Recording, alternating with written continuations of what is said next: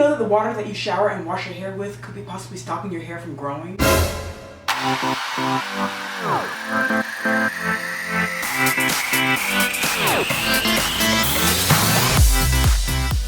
Hey guys, welcome back to our channel. I'm Ebony and I'm Erica, and for today's video we are going in depth into a look at a possible reason as to why your hair is not growing, and that could be because of your water, specifically hard water. Hard water affects 85% of the US, so basically everyone kind of has hard water to some extent. And basically hard water is water that has high amounts of minerals like calcium and magnesium. This buildup is usually evident in your bathroom and kitchen appliances. For instance, you will see mineral deposits that turn into white residue, and that residue is actually caked around your faucets and the shower head as well. Because the minerals start to crystallize, it'll then start to clog up your pipes also. Now, if it's doing this to your bathroom and your kitchen appliances, imagine what it's doing to your hair. Hard water actually has the same effect on your hair strands. With hard water, the minerals build up on your hair strands and it makes your hair strands stick together.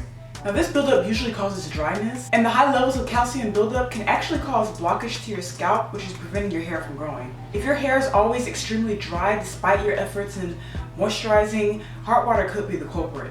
Yeah, high amounts of calcium and magnesium will actually form into a salt, and then that salt will turn into residue, which will actually block the moisture from getting to your hair. And this perpetual dry state will eventually cause your hair to break off. Now, another reason why hard water is an issue for your hair is its pH level. Now, hard water is usually 8.5 or higher. And once you add in the pH of your hair products and everything, it's gonna put your pH level above 10. As you all know, anything above a pH of 7 is alkaline, which is going to strip your hair of its natural oils and cause dryness.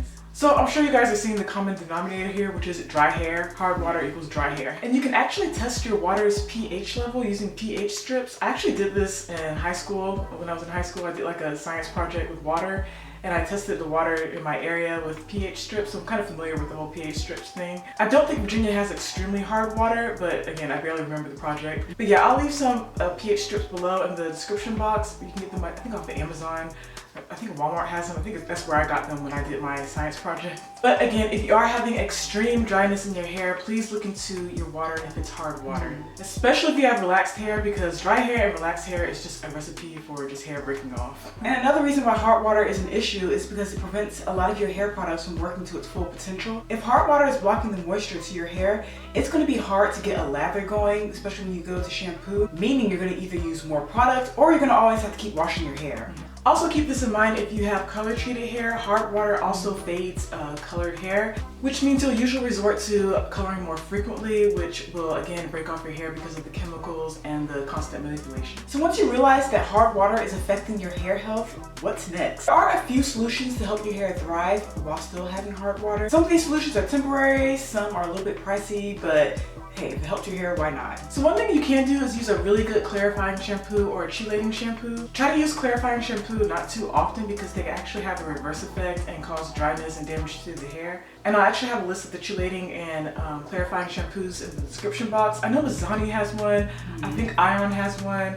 There's a ton of them. I'll have it in the description box, so definitely do yourself a favor and go check that out below. And another tip in your wash routine will be to condition your hair before getting it wet so that the conditioner acts as a barrier between the residue. Now, another solution would be to purchase a shower head water filter. Amazon actually has quite a few, and they're not that expensive either. And another solution would be to purchase a whole house water softener. Now, those are expensive. A good one can cost you between $1,000 to $3,000, but it is something to consider if hard water is really impacting your hair. Hot water also affects your skin too, especially if you have eczema. So like we said, this is something to definitely consider. So that was a lot of people say when they come out the shower, their skin just still feels dry.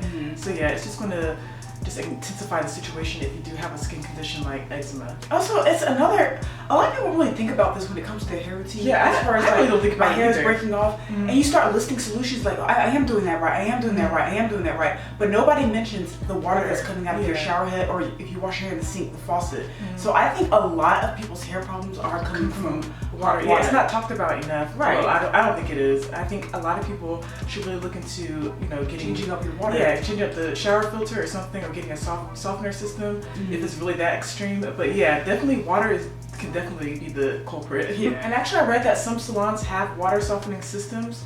If you notice a difference between your hair from when you do it at home versus when you go to a salon, it could be that your salon has a water softening system already in place. It's also a good question to ask if you are looking for a salon in an area with hard water. Now, if you're really desperate, you can just go and buy some distilled water and just rinse your hair when you go to wash it.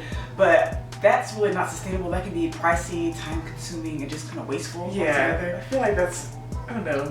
I mean, It's a solution. It is a solution, yeah. If you gotta be desperate. Yeah, that is another level of that, desperate. Yeah. They'll either buy like bottled water or those big jugs of distilled water just to rinse their hair out, rinse the shampoo out. But yeah, I would just get a new filter. That's what I would do. Now when it comes to dealing with hard water's high pH, try acidic rinses. Citrus rinses like lemon rinses or even apple cider vinegar rinses can really help balance it out. Basically just fight alkaline with acidic to bring the pH down. Also, super high moisturizing masks for your hair with anything with jojoba, almond, or argan oil, they really help with the dryness. We'll have a few linked below in our description box if you want to go check out this video.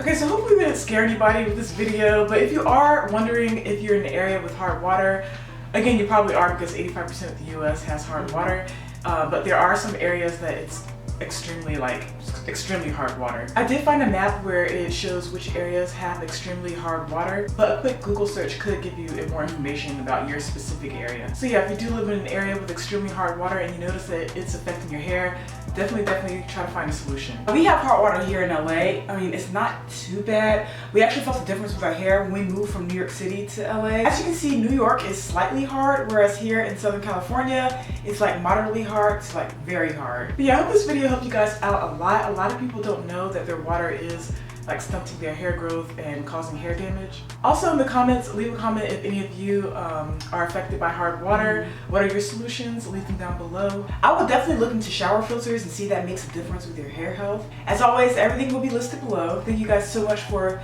coming to watch us, and we'll see you next week with another video. Bye!